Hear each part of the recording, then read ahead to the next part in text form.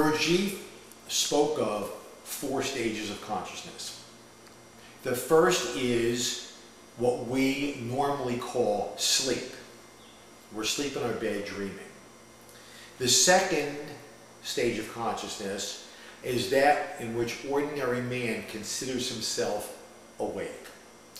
Gurdjieff would sardonically say, yeah, the second state of consciousness is that state where we walk around, conduct business, write books, discuss philosophy, and engage in our enterprise.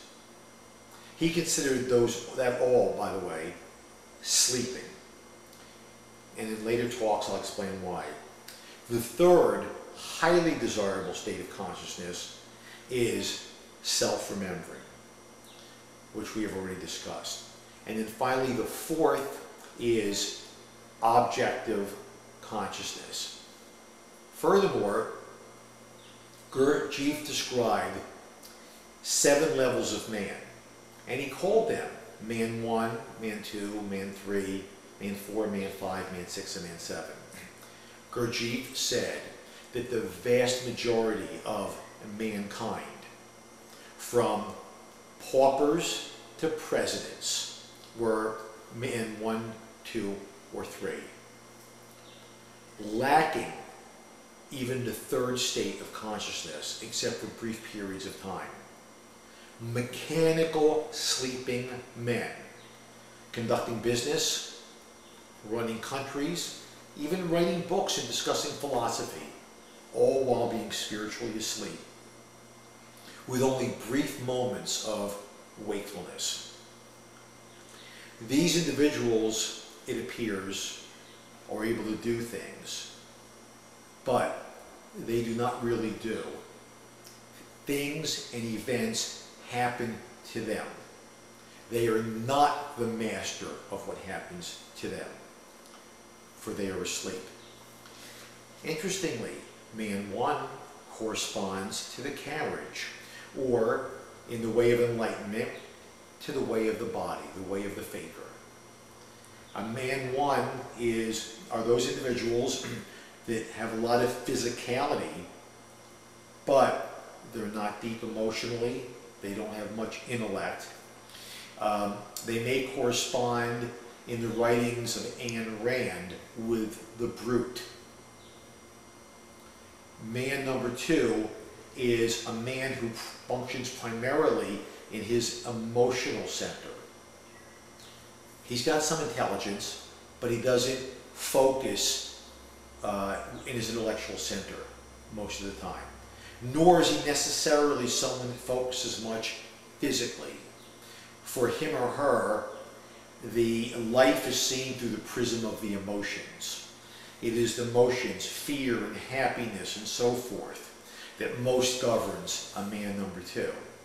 That corresponds with a horse, or the way of the monk, the way of the emotions. Man number 3 is your intellectual man. Still asleep, by the way. Corresponds with the coachman, driving the coach. No particular place to go, because there's no passenger or master with a destination. So the coachman aimlessly drives the coach, directs the horse, pulling the carriage, hither and thither, drawn only by the whims of the moment.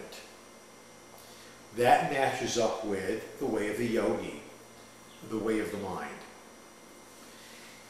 The first level of true spiritual growth and man growing in being and becoming awake is man number 4. As soon as you endeavor to remember yourself, and at first it's minutes at a time. You may remember yourself for parts of one day and forget for 2 or 3 days. But then when you realize you've stopped remembering, you again make the effort. A man or woman that is attempting to remember himself is already functioning as man number 4. A truly rare individual, by the way, in our society. Man number 5 is endeavoring to remember himself and bearing the unpleasing manifestations of others. Actively working on conscious work and voluntary suffering.